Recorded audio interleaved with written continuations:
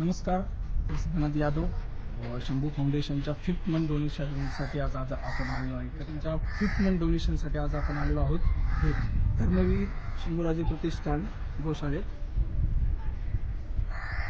Gym क्रमांक 9 साठी आपण आलेलो आहोत. शंभूराजे प्रतिष्ठानची गोशाळा जी हडपसरमध्ये आहे.